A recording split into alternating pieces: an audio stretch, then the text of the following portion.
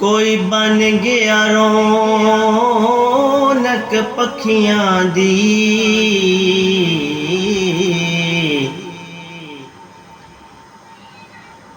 ते कोई छोड़ के शीश महल चलिया।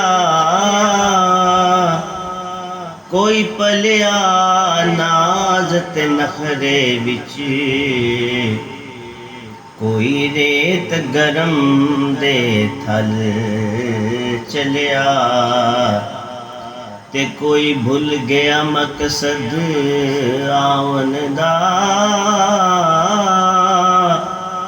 कोई करके मकसद हल चलिया।